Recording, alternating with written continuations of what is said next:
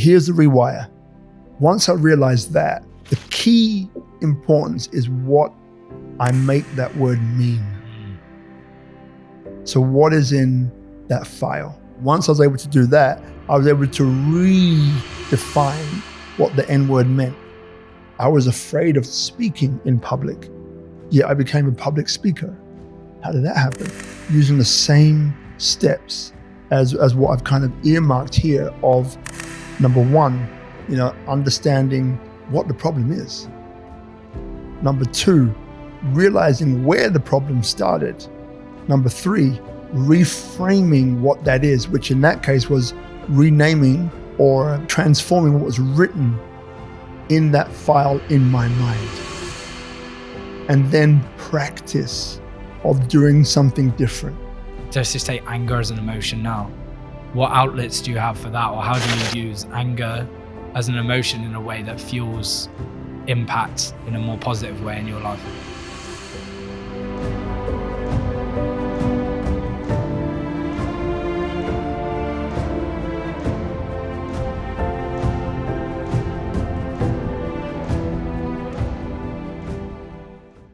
Taking this moment to give some gratitude to you, the listener, to investing your time and energy into your transformation, taking your life from where you are now to where you're moving to. We've got an exciting venture that we're going on with this movement of the Transformation Code. And one thing that you could do to really support this movement is to leave a review and also to subscribe. It will allow us to have access to more guests who can share their codes and their value, and then we can share that with you as the listener. So if you could just take this moment to leave a review and also to subscribe, that will really help the growth of this movement and this channel. Thank you so much for listening. Enjoy the episode. My brother. Yeah. Hey, thank you so much for coming on. Welcome, my man. Welcome. Appreciate having you here. Yeah, man. So first of all, I want to say, I want to honor you for the man that you are and for the man and the transformation which you've personally been through in your life. So I'd like to just open up to be like, what was life like for you? And back in the day, growing up in an orphanage and going through that transitioning period and those challenges and tests during those times and the lessons that you learned, like what was life like for you back then? Yeah, well, as you mentioned, and thanks for having me on. So look, the kids' home is in the UK, in London, in a upper middle class area, old Victorian house, large, amazing house, really. And, the life at home is almost set to be, like it would be in a normal home. So you have other kids, you have surrogate parents, you have meal times, breakfast, lunch, dinner, where these meals are made for you and you're expected to come to the table, right? In the early days. Then as you get older and more independent, then you begin to make your own meals, right? But that's part of the process. But the actual children's home itself, the people in it, very multicultural, people from all over the globe, right? Different, literally, from Pakistani to Nigerian, English, German, you name it, American, and so on. So what you have then is this melting pot where you have all the different ideologies, people thinking, believing, seeing what it is that they believed, felt, and saw. And then you have a disconnect as well, because some people don't get along because of what they're conditioned to believing, right? Different religions don't necessarily get along, right? So you have all of that. So all in all, ages from very young to 17 and a half, 18 is when people leave. So you have a whole bunch of different people from different parts of the world, different age groups, different ideologies, different mentalities, some who got along, some who definitely didn't, both men and women. Then you have different members of staff who are like your surrogate parents that bring their different influences into this whole arena. Some from the West Indies would bring West Indian food. So when they were there, you'd be eating West Indian food. Others more English. So then, fish and chips, So all of these different Indian. So, you have an Indian experience, Indian food and so on. So So that was the makeup, the composition. But then the sorts of conversations would vary. Some would be around religion, some would be around what happened at school, some would be around fighting, some would be around sport. So all in all, it was a place of great depth learning, but also quite superficial in its own way, and different things happened at different times to different people, from the insignificant, which was people maybe fighting each other, which I used to do, one guy in particular, and, all the way through to tragedy. One girl who was just getting a life together, had a really, really tough upbringing. We found out was killed on a motorcycle, killed instantly. Another guy was shot in the head, so you have this interesting life of which every day had a rhythm and a routine to it, punctuated by life-changing, life-altering events that then kind of create the person that you become, And I can go into some of those life-changing events probably later on during this interview, but that was the kind of basic way in which a children's home worked. And then outside of that, you're going to school every day. So you have this whole school experience with your friends, with, What age were you in the orphanage? Yeah, so from 6 months of age to like 17 and a half. There were two. One was at Bernardo's around Elephant and Castle area. Then the other one where I spent the majority of the time, like 16, 17 years, was in Northeast London. Yeah. So from 6 months until, that's like that age is when we're most susceptible, right, to picking up information, ideologies. That's right.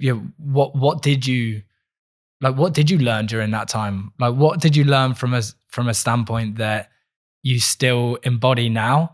But then I'm also really curious about what did you learn that you had to rewire and let go of? Yeah. All right. Great question. The first part is, around trying to think of the best kind of story that will hit the nail on the head.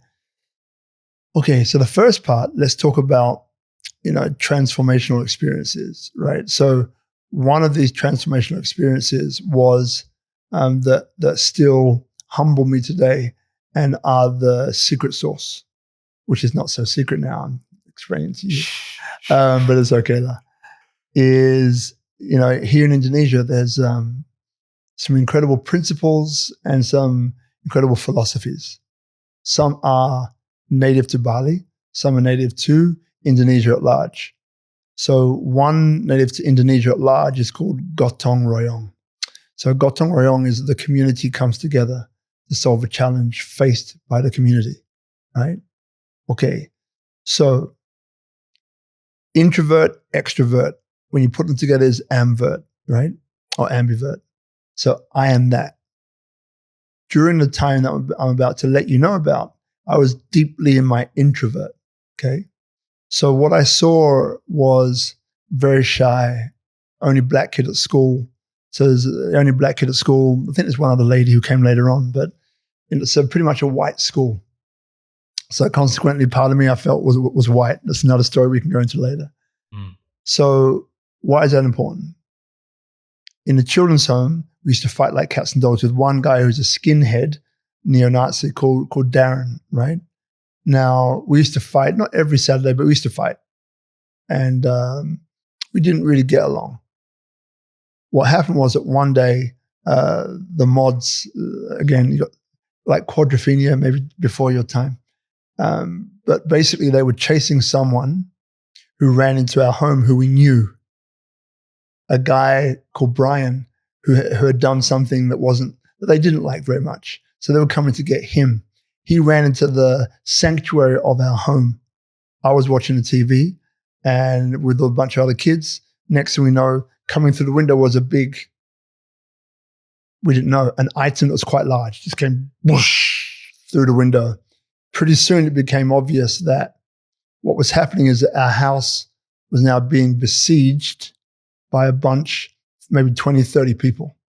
right? Who had nothing but violent intentions towards us. It's pretty scary. Mm. So, you know, what I learned through this experience was that all of us that were fighting each other in some way, shape, or form galvanized. So we all became one, as opposed to, you know, seeing the differences and responding to the differences, fighting each other. We all became brothers and sisters in a moment, right? So the kids are upstairs, me throwing cups down onto the guys below, right? And the and the older guys were all kung fu martial artists, boxers. So they really did choose the wrong house. Yeah. So these, they regretted that. Yeah. So literally 5, 10, 15 people repelled a force that was 20, 30, 40 deep. Didn't take that long either.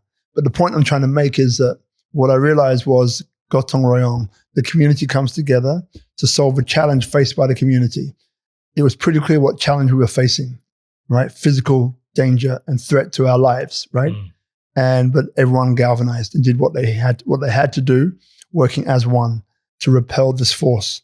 So what happened there and then was that after that time, it was never the same again. I realized the introvert is powerful because the introvert is able to see and feel things which the extrovert can miss because you're really paying attention. So what I saw is how we can come together as people, regardless and in spite of our differences.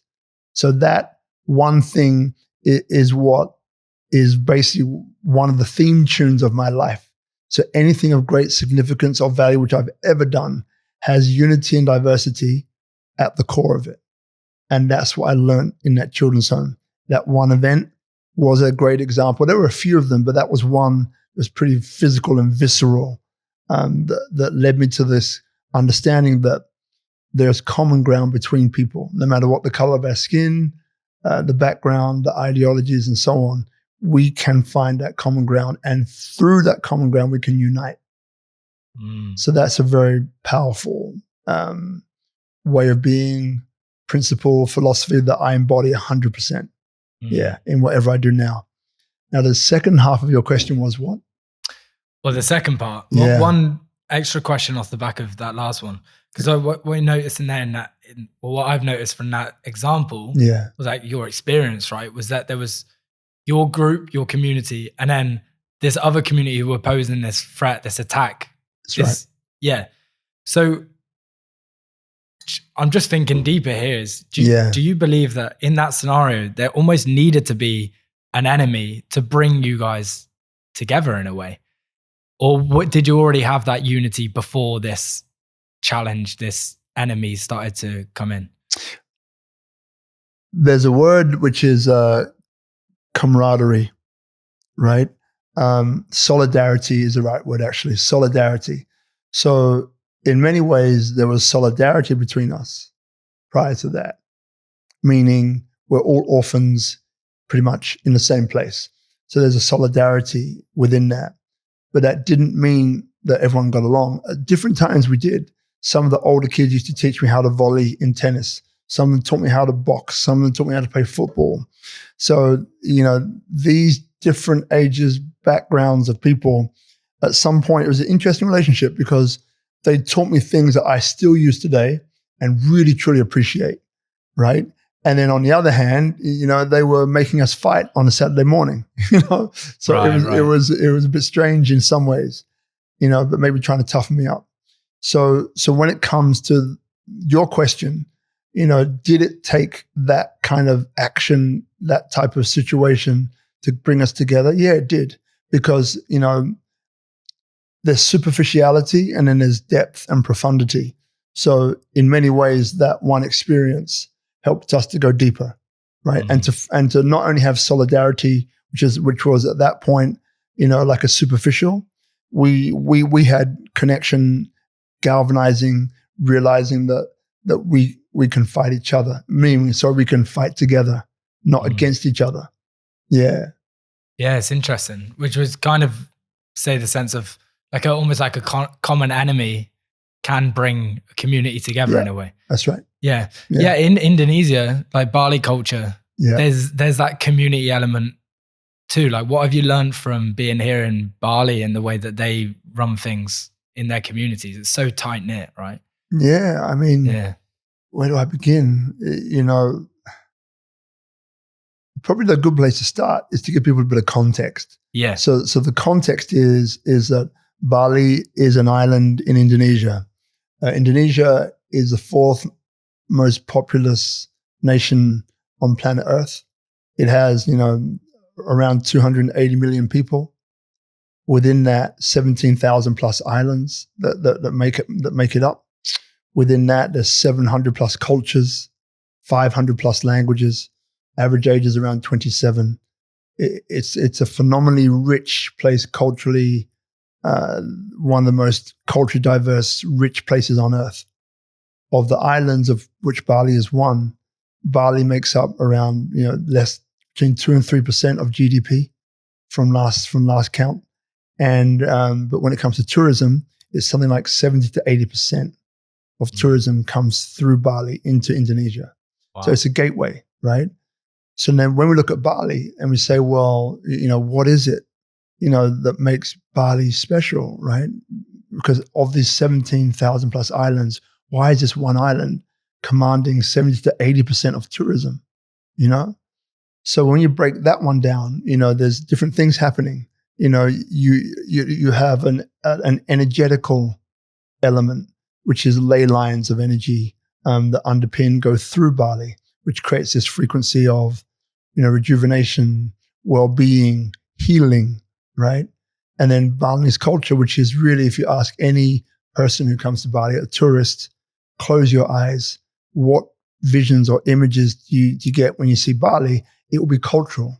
You know, it will be festivals. It will be cultural festivals. It will be dress. It will be rice paddies. It will be, so it's culture, right? So you have the ley lines of energy that create this well-being area. Then you have Balinese culture, which through ceremony maintains a balance of light and dark and a bunch of other things which are very important. So when you combine all these elements together, you have a very powerful place, very mystical place. So that's Bali. So within that, then, as I mentioned, within Indonesia, all these cultures and so on, Bali has some very special principles. And, you know, one is Tri Hita Karana, for example. So Tri Hita Karana, you know, 3 roads to prosperity, 3 roads to happiness. You know, the way in which I explain it to business people, you know, is like, imagine you have a business, a project, an initiative that you want to begin. And, you know, so how does Tri Hita Karana work in this context? Imagine a triangle. And at the top of the triangle, this is like a framework. So your business, initiative or project, how does it impact human to God? Culture, customs, traditions, religions. There's 5 different religions here, which are all given their space and place and acknowledged, right? So how does your business, initiative, project impact that? Then you slide down to this part of the triangle, right? So now you've got human to the environment, regenerative systems, policies, and practices. How does your business initiative or project impact that? And then we have, you know, human to human prosperity. So how does it create prosperity, and how does it deploy that prosperity throughout the community? So these 3 things together, maybe give it a score out of 10 for each one. This is the creation of a conscious business. When you look at the person, this is the creation of a conscious person. So when you look at the fabric of Bali, you know, that one is incredibly important, you know, Tri Parisuddha, good actions, good deeds, good actions, you know, like good thoughts, good actions, good deeds. Another one that underpins, you know, Bali. So when you come here, you'll notice that Balinese people, you know, they follow a practice, you know, they follow a practice of ceremony and offering, you know, realizing that this is going somewhere. This is about how we treat other people, how we treat ourselves. And it's incredibly communal. So when you look at the Banja system, you know, this system has been going for a very, very long time. And these types of cultural systems of governance, which are from the high to the low, literally down to the Banja, to the village.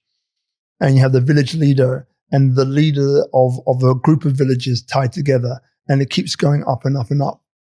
So when you have these sorts of systems what you really get to see is the community aspect and why it's so strong, and why people here, Balinese people, are incredibly giving, gracious, kind, but they're very deep. They understand and they know and they can read people instantly. But their thoughts, actions, deeds are driven towards the good, right? But there's light and there's dark, right? So without going too far, I think I've given a bit of context to what Indonesia is, and then zooming in on Bali, some of the things that make Bali, quite special. And then we have these philosophies, like Trihita Karana, which is Balinese, which really are embraced wholeheartedly by Balinese people. And it's one of the biggest insights which I've received from being here, which I employ every day. We employ it in our business. We employ it how we think and speak and act in our day-to-day life. What is the impact human to God? What is the impact human to the environment? What is the impact human to human prosperity? Very powerful. And then Gotong Royong, which is Indonesian. So it's all of Indonesia, right? So the community comes together to solve a challenge faced by the community. So when you start to get in and under the bonnet of what really makes Indonesia, Indonesia, and then what makes Bali, Bali, then you have a different understanding.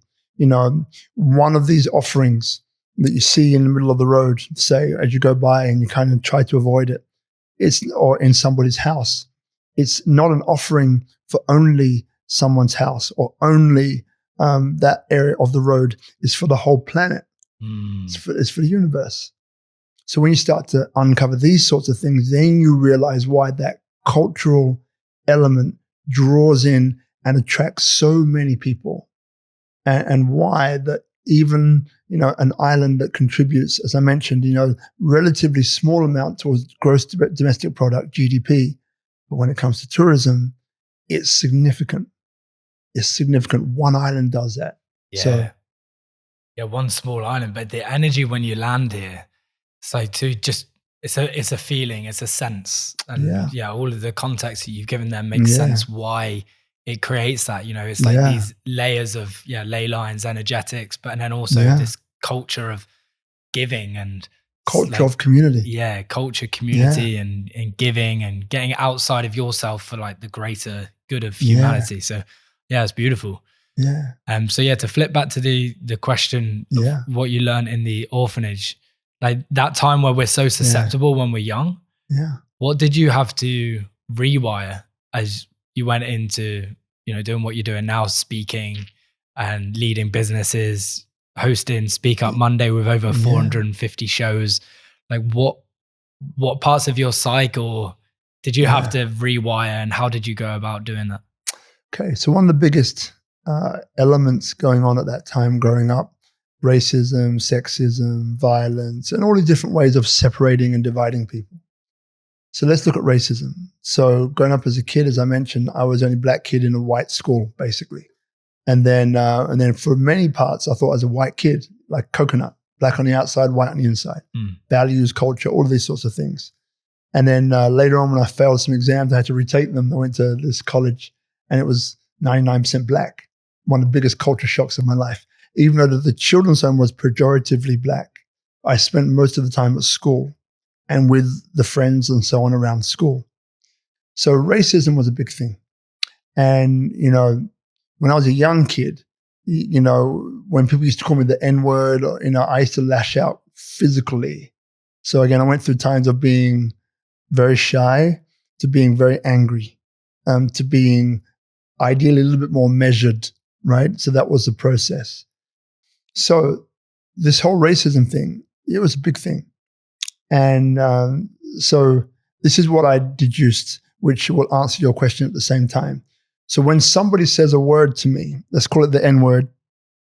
So what happens is that someone is pushing through the air. Boom, it hits my eardrum, which vibrates, which then sends a message to my brain and translates what that word is, the N-word. Okay? All right. So what happens next is that there's a filing system in my mind, which then puts that N-word into context and says, right, so boom, in that filing cabinet is what it is, which is a derogatory term to put someone down, let's say. So then from that place, it goes to a different part of the brain, which creates a reaction. So my reaction was punching someone, right? So word goes in, sorts around, hits a place like a library, like a file. That file describes what that word is. In that file is everything about, what that person intends by calling me that name, which doesn't feel very nice at the time. So therefore, I then get response, and that response is hitting. Okay. So here's the rewire. Once I realized that, then I realized the key importance is what I make that word mean, right? So what is in that file? So once I was able to do that, I was able to redefine what the N word meant. It means king. It means this. It means that. So over time, it didn't happen overnight, but over time, when I'd be in the situations, I got to the stage where someone could call me that name. I look at them and I smile. I'm no longer lashing out, right? Because I've been through it that many times that it started off with me, the pause between the time the word hit and the response. In that pause, then became a thought, a conscious move, and now a choice came up of, do I hit? Do I run? Do I walk? What do I do? I'll hit, right? So when you go through it that many times, I'm able now to come back even further and say, well, I know what's going to happen. So what is it that I want to choose? So now it becomes a choice.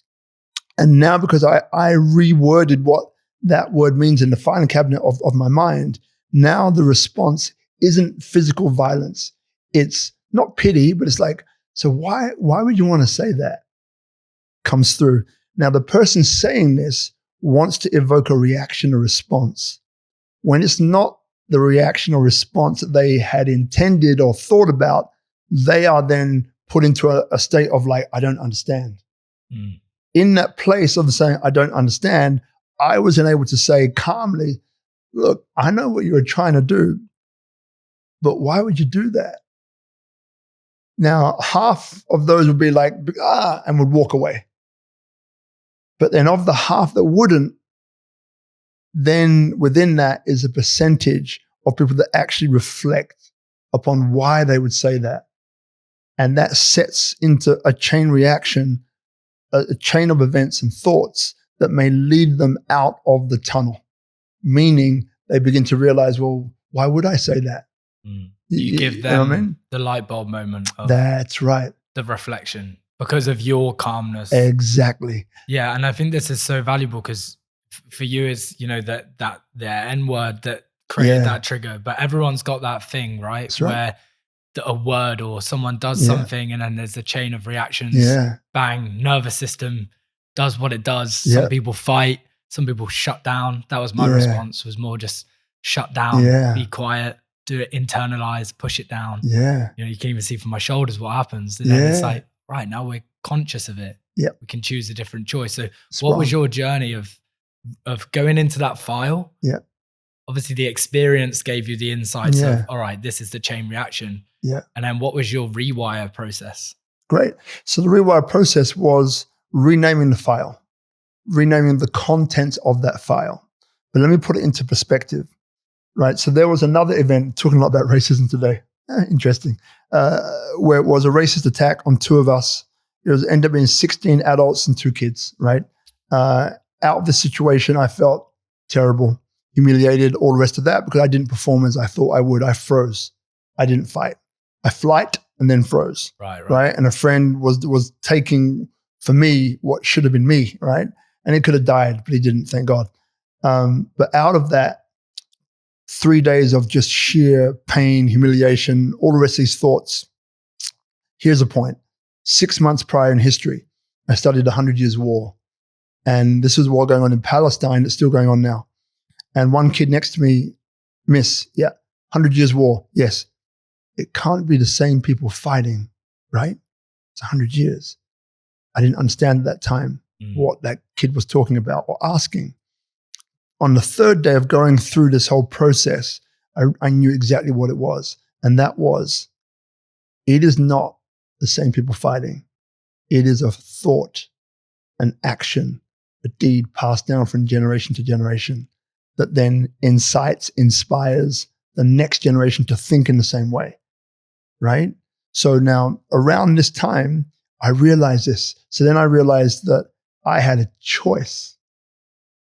I could find that guy and beat him up, all these things I really wanted to do at the time. But then what am I choosing? All I'm choosing is to keep the 100 Years War going, right? Or I could transform it and say, well, I can also choose to be the solution. So in other words, I can choose to be the person to realize that that person who started that whole fight situation was probably living in that thought passed down, black people are this, black people are that, I'm going to call this guy whatever and tell him to go back to his own country when I was born in the country, right? So it's all tied together of this understanding of kind of at 12, I knew why I was here, which was to be this person that connects people, because I understood racism on one side. I understood, what it was like having white values, because I had white values, being the only black kid in a white school, to a point where one of the parents, when we went around to their house, opened the door, was shocked. I didn't realize you were black, right? Because they'd heard me on the phone. So, and then going to this college afterwards and having it 99% black, I relearned about my culture and who I am.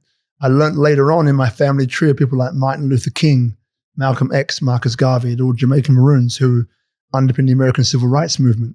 All of these things I found out later, but that story of transformation was all starting from those experiences in the kids' home, racism being a massive one that really allowed me to rewire the way that I saw racism and realize as the 100 Years War passes, it's how you pass things on. It's the words you use. It's the deeds that you do. It's how you inspire and which points you propagate in other people. So once I realized that I had a choice to be part of the problem, to continue it going and saying, well, you're a white X, or realizing it stops here. I understand why you are saying what you're saying, and you don't even realize why you're saying it, do you? And having these sorts of conversations, then becoming a coach and a speaker and all of these things as well, and seeing, from the guy on the street to working with celebrities and all the rest of that, I began to realize the things that human beings have, no matter what the background, no matter what the color, no matter what the culture, no matter what the thoughts, we have these things in common. Dignity, pride, values, ego. And so once I realized all of these things, that was how I began to transform myself. And then also diving into things like classical Indian meditation and quieting the mind and seeing that. Diving into things like the Landmark Forum, which is an incredible conversation that happens over 2.5 days. One of the best value for money courses I've ever done. And again, it's reflective. Why did I do the things that I did? So all of these things were contributing to this transformation that then I could start to point towards whatever it was. I was afraid of speaking in public, yet I became a public speaker. How did that happen? Using the same steps as what I've kind of earmarked here of, number one, understanding what the problem is. Number two, realizing where the problem started. Number three, reframing what that is, which in that case was renaming or transforming what was written in that file in my mind, right? And then practice of doing something different. And as you know, in the brain, that starts off as a feedback loop. And then as you start to think differently, that feedback loop, the neurons of the dendrites begin to break down. And as you begin to think differently and practice and practice and practice, new neuronal connections are made that then becomes another feedback loop. And that's how you transform from one way of being, habit, into a different habit consciously. So this is what I was doing on a mental, emotional, physical, and on a neuronal level. That's what I was doing. Yeah. Yeah, what's going on in my mind there when you're sharing this, like that first step, because the teacher with the 4 A's, whereas like phase 1 is awareness, like first of all, even knowing, like rather than just walking around being like, right, this is my life and just walking through. It's like actually being aware, like so aware, right? When someone says that word, this is what happens. This is my reaction. It's like, that's awareness. Yeah. And then like the next one being acceptance, actually being at peace in yourself. Like, all right, that actually is what I'm doing. And this is why I'm doing it. And maybe this is why it's been passed down through generations, or like the 100-year war. All right, now I can accept it and be at peace. Yeah. And then adjusting it. Right. How do I actually want to show up?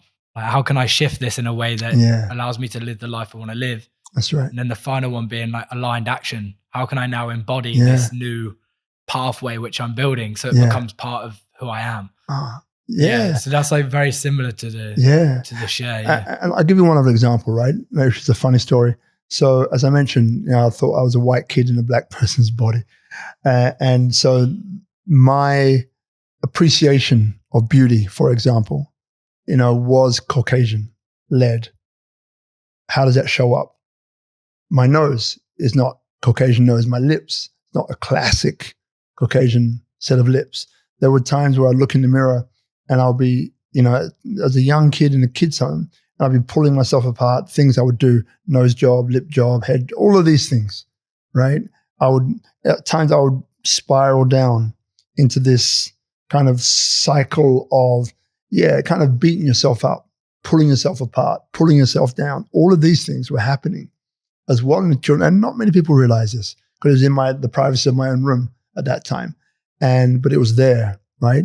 So guess what happened? So along the road, I managed to have this opportunity to become a model, right?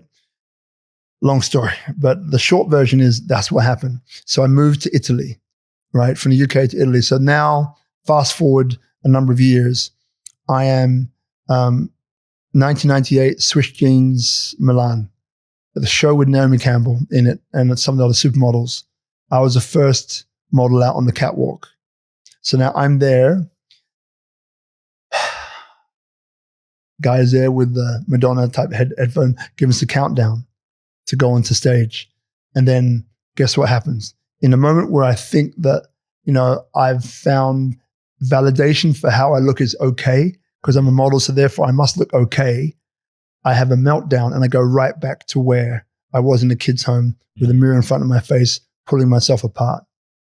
So it was horrible, because at that point, a place where I should be the happiest, this outside, you look okay. We back that because you're doing what you're doing. But the real story was I was nowhere close, because it was still within me. Then I used the extrovert to get through it all, and so on and so on and so on. But I never forgot that. So what I realized was that, the outside in, people telling you you're good enough, people has a certain place, but it's not really where the real work is. The real work is inside out. So after that experience, that's when I started to go, classical Indian meditation and all of these other processes then started to have a really big impact on me. And that's all part of the story of transformation. The fact that this outside validation is part of the process, but it's not where the real work is. The real work is internal, when people are not around, when you're not in the spotlight, you're not having an interview, right? It's in the quietness of your own home. It's when you had a really bad day and you come home and, well, what do you do? How do you reflect upon it? What processes do you have in place to keep that transformation going? What process do you have in place to acknowledge what is, but then also, point yourself in a direction of what can be possibility? Yeah. Yeah, because I noticed in one of your talks where you shared about, these voices, and then when you looked in the mirror and like with trying to accept the fact that who you were, and you just couldn't accept it. Yeah. But the voices were so loud, but then underneath it was this little voice. Yeah, that's right. Yeah. I remember that one. Yeah. Like, do you still find now that you play with these different voices in your mind, Or has that whisper now become more of a louder voice? Great question. Yeah. You know, definitely the latter. So going back, yeah. So during that time when the mirror's up to my face and I'm pulling myself apart, you're not this enough, you're not that enough, you're not blah, blah, blah, blah, blah, blah, blah. Then there was a voice from somewhere else, which the way it came through was saying, just look after your skin. But it wasn't what it said. It was not even how. Well, yeah, how it was said, but it was the tone. And this tone was a supportive voice that had antiquity to it. So in other words, like this voice felt like it was coming from somewhere way deeper, way older. And then over the years, I realized that voice was always there. It's always been there. It's just that I didn't turn my attention toward it. It was being deafened or muted out by all the other voices that I was listening to. Whose voice was that? Yeah, good question. It's my voice, but it comes from a different place, or it shows up as my voice, but comes from a different place. It's a place of wisdom. It's a place of peace. It's a place of acceptance. It's a place of love. Love being the operative word. So over the time and over those years, I spent more time turning toward it and practicing, right? Because at the end of the day, you believe something when you've done it that many times that it just keeps on happening. And then you believe, right? It starts off as a wish, and then it becomes a belief, then it becomes a knowing, kind of in that order. And so that's what it became over the years. Just in different situations, I would hear that voice and maybe I would go with it. In certain situations, I would hear that voice and not go with it. And it's interesting what happened.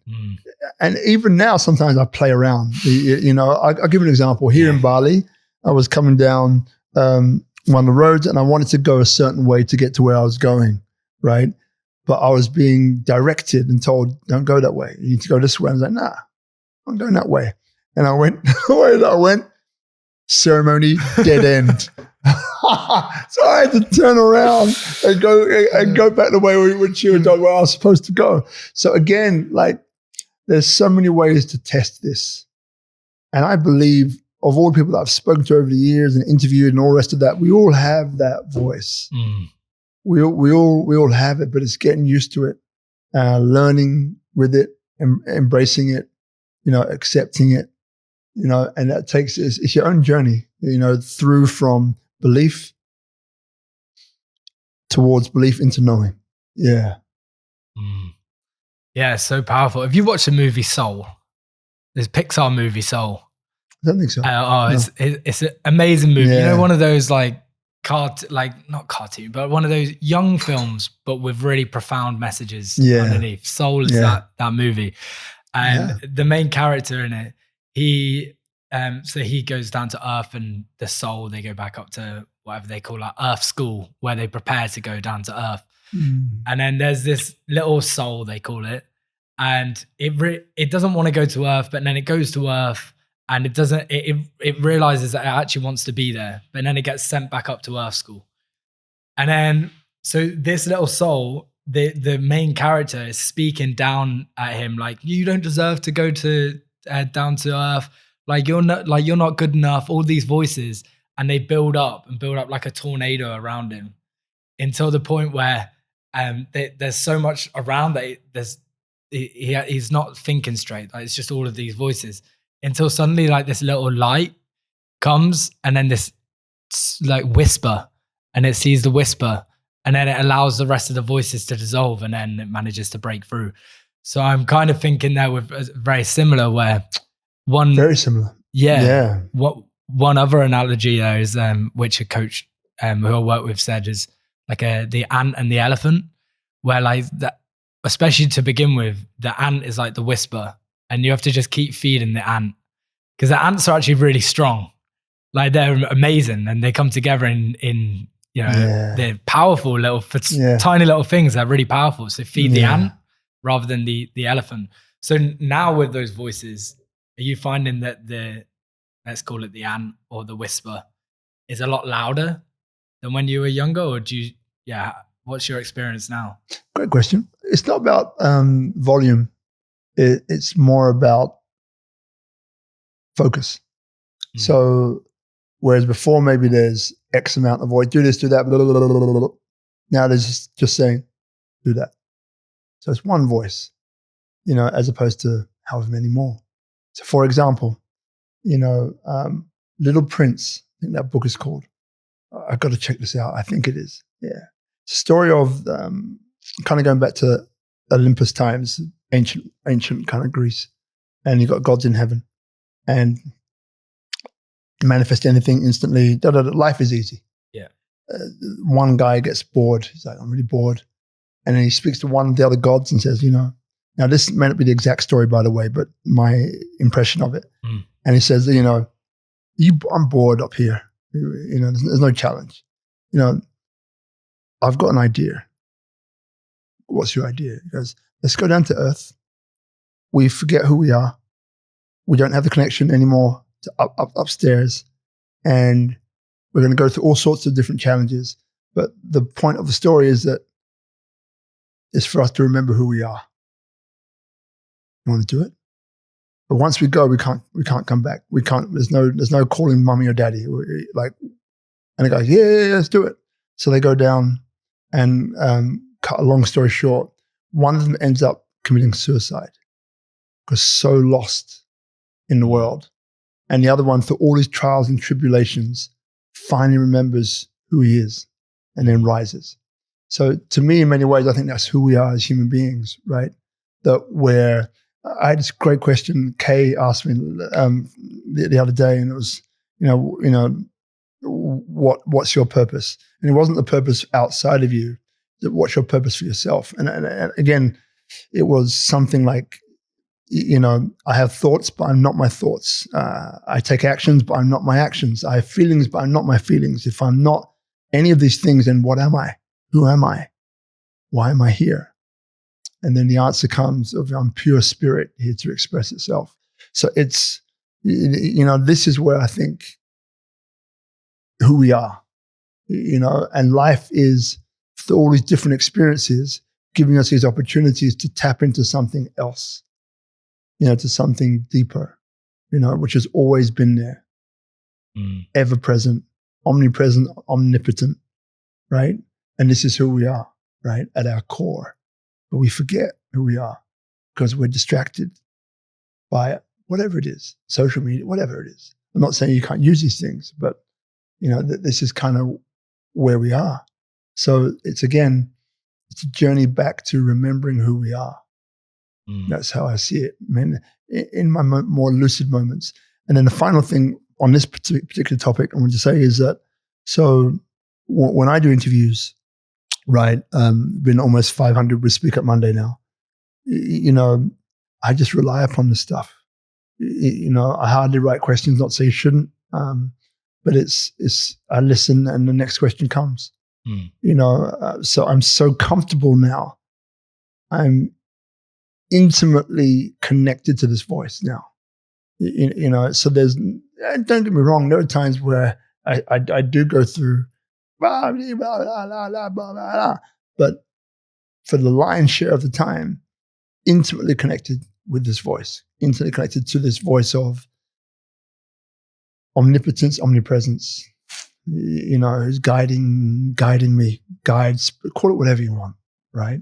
I know what I call it, but yeah, so that, when you ask me a question, I know exactly what to say. And it's not, I say things come through me, not from me. So through, not from. Yeah, so moving from here to here too, right? But we're trained, well, my perspective is we're trained a lot when we're in school and when we're younger to sort of live here and to just put our hands up and speak when we're asked, or if we need to go to the toilet, like, hey, can I go to, we're kind of conditioned in that way. Yeah, like what I'm learning and witnessing from your transformation is that you've overcame yourself so many times, from from being in the orphanage to, this fighting and then realizing the files and breaking that down, overcoming that, and then the modeling and the self-acceptance, overcoming that, the speaking, overcoming that. It's like all of these challenges where you kind of have two directions. One direction where you just like, no, this has got power over me. It's like, no, I'm actually breaking through. And Dr. Joe Dispenza shares it where he says, like the overcoming process is the becoming process, which would make sense why you're the man who you are today, where you can do, nearly 500 shows on Speak Up Monday and lead and do all of the amazing stuff you're doing in Indonesia, but you've broken through so many times, That's right. Yeah. Spot on, mate. Yeah. Yeah. So for someone listening who may be in that space where there's an obstacle in front of them, there's a challenge, which by the sounds of your journey, you're just like, let's go through it. But they kind of like shying away from it. What would be your words of wisdom to them? I like threes, right? In terms of processes and numbers. Yeah. So it's first thing is to recognize and accept there's an obstacle. It doesn't need to be permanent, but realizing and accepting there is something that's blocking me, there's something that's impeding my path. There's something here. That's number one.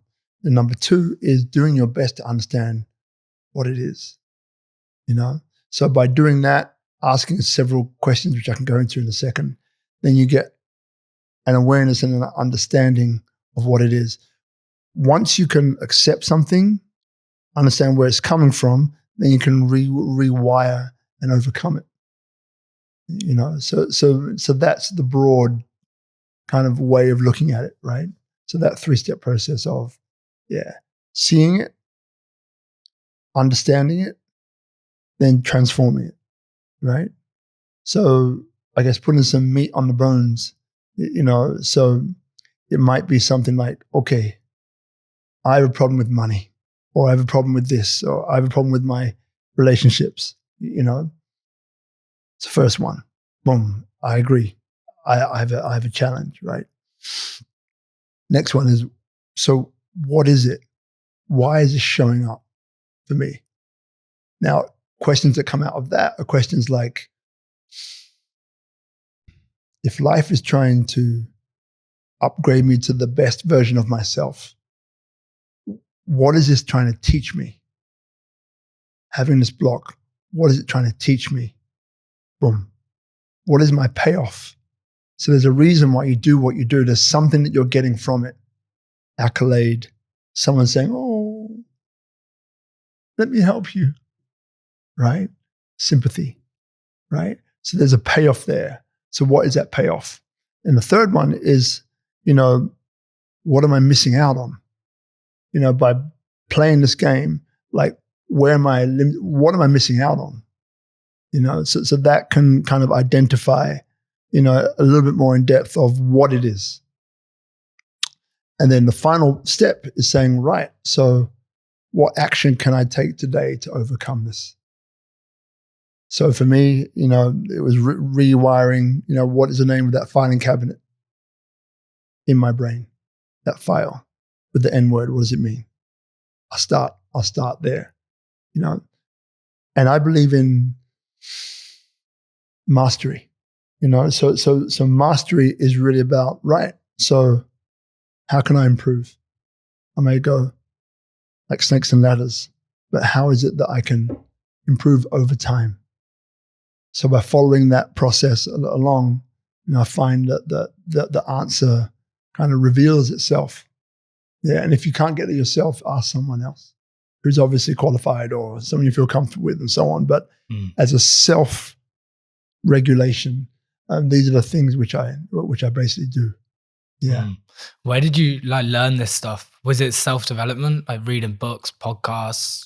Yeah. How did you go about learning these processes? Because one specific event, with your, if you don't mind going there, but with Lee, when you're with your friend, where you can go into the story because it's, your experience. But what fascinated me from that experience when I listened to it is the fact that you were able to create a belief in that moment that served you and served your greatest purpose, rather than it would have been so easy to go the other way and be angry and resentful and sort of take that belief as, right, I'm going to go and get these people, or I'm going to like give my life to, more of a murderous life rather than a purpose driven, soulful life, which you've led.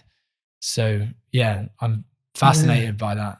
Yeah. So Lee Burke was a guy, grew up in a kid's home, really liked him, precocious guy, and Trilby hat, cane, and yeah, look, cut long story short, he was cheeky. And but me personally, not that I spent that much time with him, but I really liked him. And then he got into an argument, a fight, ends up in a snooker, in like a pub snooker hall, and a guy pulled out a gun and shot him in the head, right? So pretty hardcore, and he passed away. Now, I mean, again, like, what do you make this stuff mean? I mean, at the time it was heartbreaking because, also with Jackie, a lady was just getting life on track, and that was one which her boyfriend was paralyzed from the neck down, and she was killed instantly. And so these sorts of things give me this awareness that life can be very short. Give me the awareness that if you want to do something, you got to go out and do it. Go and get it in the best way that you can. What else came up for that? Because your question was also asking something a little bit deeper than that. Yeah. So I was sharing, like, with that experience, you went down that route of. What I was sharing is how you actually came about learning that stuff. So you've had these experiences. Got it. But then, was it self-taught from books and podcasts, or what was it? Or was it an innate thing inside of you where you were like, hey, this thing's happened? Yeah. Most people would have gone down this route and probably ended up in jail because they were holding so much. Yeah. Witnessing that, I can only imagine. Yeah. Like, when I look back now, and it's probably the first time I've seen it this way, in a way. It's innate. I think this was always there. It was always there. But it needed different experiences for me to recognize it and to bring it out. Like that Little Prince story. We're always gods. We're always manifestors. We're always able to do these incredible things.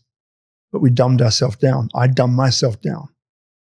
And so these different experiences gave me insights to see things that I call learning, but they were always there.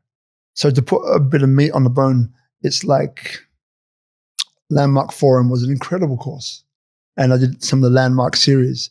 Incredible. I learned about processes that I was going through to keep myself safe. One was I'll be a joker. At some point I was like a joker, right? I used humor a lot. This was to get out of being bullied. So my winning formula was making people laugh. That's awesome. And that turned into being a people pleaser, right? So long stretch of my time, the people pleaser is still there, right? But I have more of awareness of it now. So it's not that it's gone away. It has not. It's still there. But it's about finding it and using it. It's like a dance, So I learned through doing courses. I learned through quietening the mind and realizing who I am, and then trying it out, and then realizing, that worked. So again, that belief, building that belief into knowing. So these were things which were along the way. So yes, I listened to podcasts, but not in those days. It wasn't really podcasts; it was tape cassettes, right? Yeah. Yes, I listened to that. Yes, I did courses like Landmark Forum, as I mentioned, and quite a few others. Yes, I did classical Indian meditation for a long time that allowed me to quieten the mind and allow wisdom to come through. But ultimately, it was through practice. So I became a relationship coach because 3 relationships, about a year each. Be interesting if any of these partners are watching now. Anyway, or watch us. But three relationships. What would they say if they were watching? Oh, they knew. But I didn't understand at the time. So each one ended for similar reasons. And it would be me pointing my finger at them. Or if they were more of this or more of that or more of this or more of that, we could have had a relationship. Now, by the third one and going through that process, I didn't want to be a person who would put people in that situation of crying or whatever it would be, breakdown. And I didn't want to be that person. And then to my horror, what I realized was that the common denominator in all of these three relationships was me. It wasn't them, because they're all different. So at that point, I realized that, shit, I am the problem, actually, right? And the solution. But for that point, it was I am the problem. One finger pointing at you, three fingers pointing back at me. And then I realized that it was due to attachment disorder. And this I found out through Judy. If you're watching now, thank you, Judy. But attachment disorder. I went through a 22-year relationship, which allowed me to embody a lot of these things that I learned. Men are from Mars, women are from Venus. John Gray learned a lot. A guy called Akash Oliver in where was he? In Australia as well. Learned a lot about the foundational principles of relationship with him. You know, honeymoon, mud, unconditional love. So all of these experiences were being kind of brought together and weaponized, for want of a better term. But they were coming from different parts and different stages of my life. But generally speaking, there were areas of insight. You know, inspiration is caught, not taught. You know, and that's whether it's conversations, reading books, listening to tape cassettes in those days, or CDs, right? Direct experience, or being coached. In that last relationship, before this one, you know, we went to see a relationship counselor, you know, who basically broke down our relationship in such a way that I didn't really see it at the time, but later on I did. And so all of these experiences kind of led me to becoming and realizing what I can bring to other people's relationships or other people's lives. So then the coaching became life coaching, but became this 360, you know, because I realized that if you can, right? If you can harmonize a person, by doing that, all sorts of things in their life changes. So if I've got a root from a plant and I pull on the root, pull on the stem, get it right, then all the roots affect all different parts. They go everywhere. So by me beginning to harmonize and learn about human beings whilst on the journey of learning about myself and embodying all of that practice of the good, the bad, the ugly of human beings, from the mods attacking violence, racism, sexism, all of that, to playing basketball for England and having breakout success in sport, to, you know, first girlfriend, to modeling with the supermodels, to, you know, all these different experiences of life in different countries and different situations in which I found myself, and bring all of that into this stream of consciousness that reminds of who I really am. And then learning about this connection with these greats like Martin Luther King, Malcolm X, Marcus Garvey, bringing in, you know, this voice of the extrovert, you know, and then realizing that no matter who I'm sat down with, doesn't matter who it is, I know that I have the understanding to understand and to bring that person to a place where we connect. And it doesn't matter who it is, you know, and I know this in my heart, right? And it's not a boast. It's just an observation and understanding of meeting millions of people, putting millions of people together from different backgrounds, ideologies, from the way I grew up, all the way through. All of these things are combined. All of these things are reminding me who I really am. Learning about my ancestry is reminding me who I really am. You know, so all of this, it's a wonderful thing about life, you know. Yeah. You realize, and I realize, and I point this out when I see people as well, it's like, you know, everything in your life has been for this. You know? Yeah. So sometimes at the time it doesn't make sense. And then you look back and you're like, all right, connect the dots. You're like, wow, I see why I was gifted this experience, even though at the time it was like, not what I wanted to go through. So it gave me a great level of awareness for who I am now. Yeah. So even with like emotional, like emotions and dealing with that, it's like I noticed as well with like anger. We said like, because you're sports, and that would be like an outlet for anger. Hugely important. Yeah. Hugely so having important. somewhere. I do it in the gym too. Like I will go to the gym and I actually like lift and make audible noises, because it's like just it helps move through like a somatic release, rather than I mean, I kind of self-teach a lot of this stuff in a way where I learn from different models and things like that of, emotions, like what are they? How do we actually not just suppress them, but process them in a healthy way? So I'm curious, like for you, it was sport. Say that, just take anger as an emotion now. What outlets do you have for that? Or how do you use anger as an emotion in a way that fuels impact in a more positive way in your life? Still sport. Still sport, yeah. Running, jumping around on a bar. Doing your calisthenics. That really helps. But also just fueling it and just pushing it through. And there are times still. I think there was one conversation the other day. I won't mention the person's name. So for me, I've been a person who's given a lot, and giving. It was one Speak Up Monday episode that just nailed me, and it was kind of going into that's it. So it's kind of going into even today. Our brother downstairs, told us of someone who took their own lives, but it's like, but hang on a second, this person was so nice, was so kind, was so giving of themselves, and so on and so on and so on. How could they get cancer?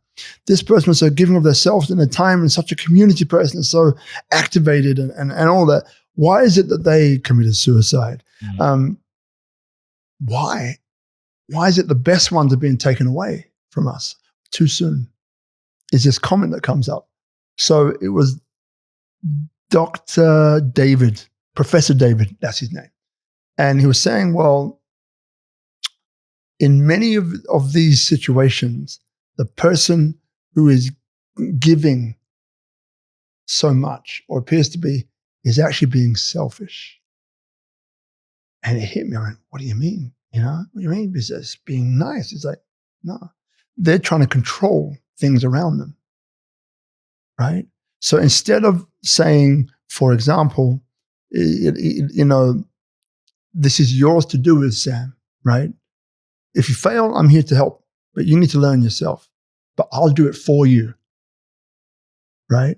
I'll do it for you. I'll save you the trouble.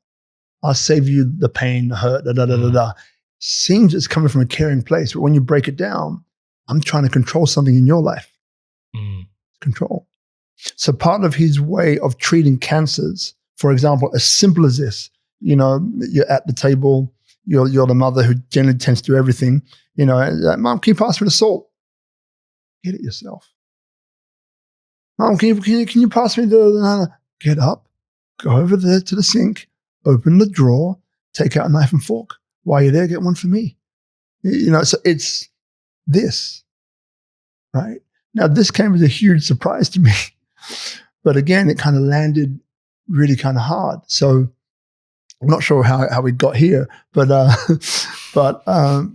was obviously important for me to kind of say. Yeah. So part of this, a lot of this is self-responsibility and being a people pleaser and all the rest of this. I also had to learn that when I do have anger, I need to salute it as well.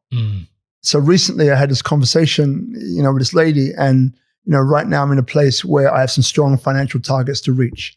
So I've become Speak Up Monday. I'm there every Monday. I'm very giving of my time and all the rest of that. During the week, it's not like that. No, I'm very, is this meeting for a definite purpose? It's nice to see you, but is it for a purpose that is leading me towards looking after my family and so on and so on and so on? So it's really focused my time. So I had this text the other day, and maybe she didn't mean what she said, or maybe I took it in a different way, but I was just getting angry, I was just like, because asking me something, and it was pulling my time. So I just said to the words effect of, look, I can give you this, this, and this. But if it's any deeper, it's going to be a charge. And the message which I got back was very, oh, thank you. If your time is so precious and blah, blah, blah, blah. And part of me, the people pleaser, was like, oh, I don't want to upset someone. So part of me felt like saying, oh, look, I'm sorry if I've offended you, blah, blah, blah, blah, blah, blah, blah, blah, blah, blah, blah. And then this awareness came over of like, well, why are you doing that for? So I just left it as, thank you. Finished. This is a huge change for me because I am that guy who is like trying to make everybody happy. But sometimes, this is mine, this is yours. So in the same way as being nice to people is still important to me. But at the same time now, when anger comes up, it's usually around places where I'm not exercising my power, where I'm suppressing myself. And that's where the anger comes up. So in a lot of these people, I find that are doing incredible things for other people. Going out on a limb here, I feel a lot of the time they're not truly being themselves, right? So then they're putting themselves down to push someone else up. And to do that over a continual period of time, I don't think is a good thing to do. There was another lady on the show, Speak Up Monday, and another doctor from India. And they were able to tell from where the cancer is in the body, what the emotion is tied to it. Just phenomenal. And I don't remember precisely what it was, but I remember it might be the spleen. Don't quote me on that one. But then she would ask the patient directly, what are you holding on to? If the emotion from that position in the body was holding on to something, and that is the emotion behind the illness enters the body, spiritual, emotional, mental, physical, and then you experience this, whatever it is, right? So it's come through all of those layers. And so, yeah, again, it's like anger in general is when people hold on to things, right? They don't let it out. Women live longer than men. Why? Well, I'm not a doctor, but part of what I've seen and the experts that I've interviewed, is that women are more able to release and to let go of frustration, anger in the moment, which some men take as like, oh, she's so always complaining, so emotional, blah, blah, blah, bing, bing, blah, blah, blah. What do men do? We internalize it. We don't want to be seen to be losing control, having emotional response. We're men. We have it under control. We hold it in, which is cool looking. But when we hold it in, we cause disease in the body, dis-ease. So men, as a consequence, part of it, they live less on average because of the way they deal with stress. It's manly, stoic to hold it in. Yeah, no, and really, to not, it really resonates. I mean, it's what we're taught in a society. Yeah, same thing with my experience where, we're taught to hold on, maybe not taught how to actually healthily move through a certain emotion, which is where my journey, like somatics and breath work and working with the nervous system becomes such a big part, because it actually gives us the space then to process the stuff rather than holding on to it. And then it causing so much trouble and problems. So much stuff. So long answer to a short question, but yeah, basically there are times where I don't deal with to my anger. I don't deal with it well. For me, I know I can do better. And there are times where I deal with it very well. But in general, these days, I am less afraid of just speaking my truth in a way that is not openly, outwardly, deliberately rude, but is stating it. And when I feel that someone is taking advantage of me, for example, I call it. Whereas before, I'll be so concerned about how it would look to them, how it would feel to them. So now I'm pushing myself down to keep these guys up. Guys being a generic term. Yeah. Whereas now I'm more, nah, That's yours. This is mine. I love you, brother, sister, but you're coming, this is the boundary here. And you're way close. I'm going to tell you, step back. Right? And anger comes when I'm not exercising that right that we all have, the right that I have to say something how it is. Yeah. So, bro, I'd love to just speak for hours on this stuff because I find it so interesting and fascinating. But yeah, we're just to wrap things up here. I've one final question, and we'll go into the last part of the show where we'll bring out. I'll talk you through it. All good. No problem. But yeah, I got a question where if you were to say go back now and speak to the younger you who was in the orphanage, and you could drop them a piece of wisdom, what would you leave that younger self? What would you share with them? Yeah, it's always about time. Like, don't be in a rush. Everything in its own time. Believe in yourself. That's what I would say. Beautiful. Belief, timing, patience. Yeah.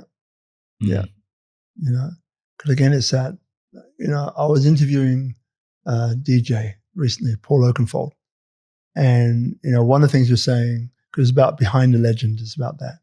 And one of the things that they were saying is that, if you believe in yourself, you'll make it happen. Believe in yourself, don't give up, you'll make it happen. And I resonate with that. And I believe I know he's right at the end of the day. I mean, how you believe in yourself and all the rest of that, that's another story. But it's this understanding that it will take work, it will take time, but don't stop. Just keep going. That's it. Yeah. Amazing. Yeah, thanks for sharing, bro. Welcome, brother. So yeah, to finish off here, we have a tradition on here where we have the vault. So in the vault, there's 10 mystery messages. And then also each guest leaves a message, which that message could be picked up from the next guest, or it could be in like 10 episodes time or 20 episodes. Yeah.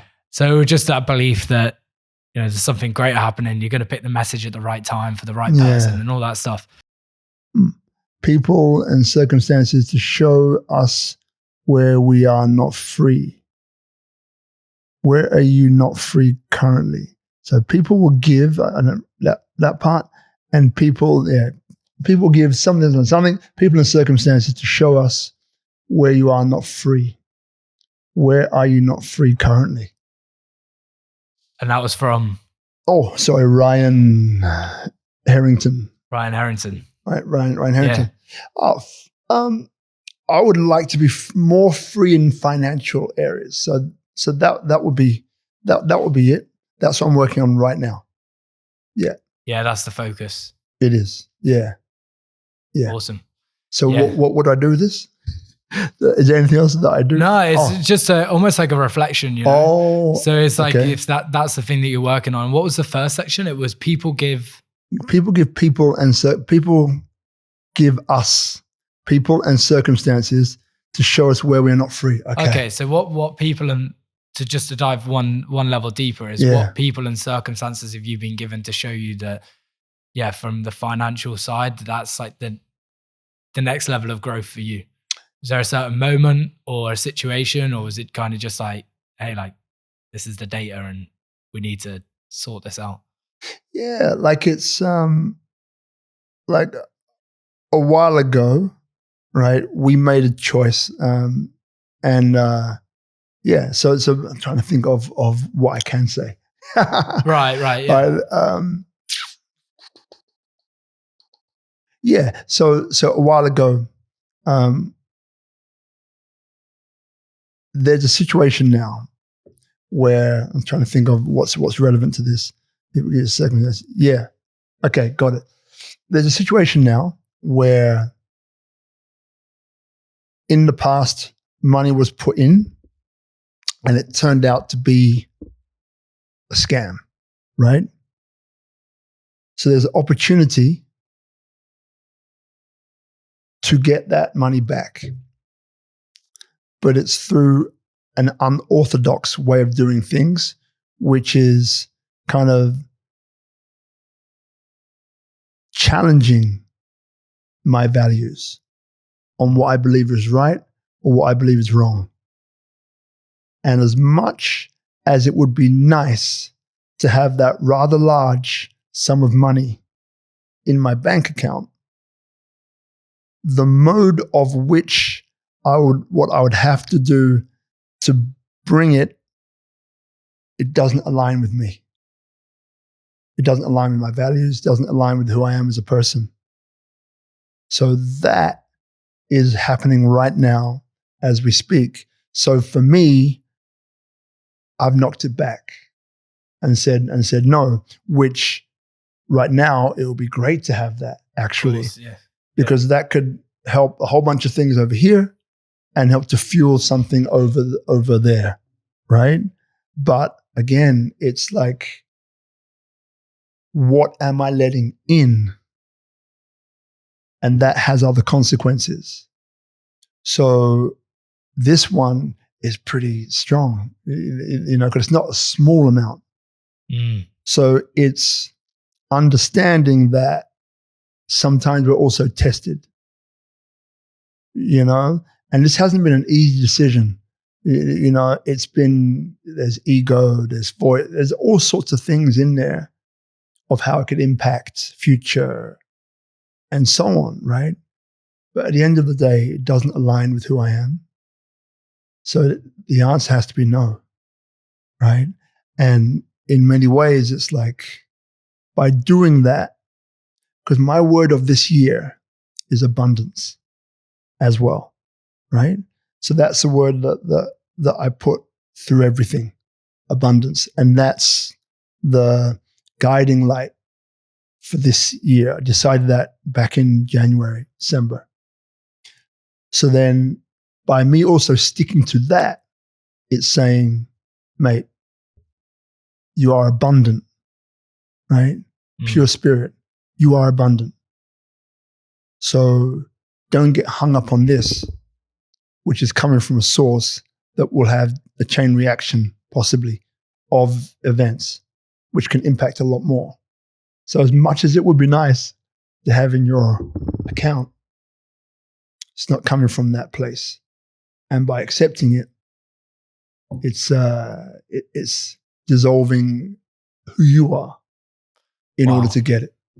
Hey, thanks so much for sharing. I feel that's kind of full circle with a lot of the conversation too, where that level of awareness and embodiment of this is who I am. It's like this situation, although temptation is a gift in itself to be like, hey, this is who I am. And this is the signal that I'm sending out. Yeah. To be like, hey, what would abundance do? Yeah. All right, abundance would do this. All right, I trust that now abundance is going to find me. Yeah. Yeah. Right. So I think that's a beautiful place to. Yeah. And I would love to say that I arrived at this myself, but I was, in between. And it ends up that I have a few conversations with my partner, my beautiful lady Marina, one other person. And then I'm like, yeah, very clear. So sometimes, again, and this is the thing about where we started, Gotong Royong, it's having people around you that love and support who you are. It may be your partner, it may be someone like this fellow who I don't see that often, but I implicitly trust him. There's something there, and then having that conversation is like, got it. And it reminds you as well of who you are. Sometimes you need that too. Because sometimes the voice is there, but you're trying to push it away because it's like, well, I can get this. Hold on a sec. Put that one aside. I can get this. Yeah, yeah. Again, this is part of the human experience. Remembering who you are, why you're here. And at the end of the day, so much more will come as a result of pushing that one away. On that note, thank you so much for coming on. Appreciate you. Welcome, my brother. Thank you very much. Yeah. Much love, man.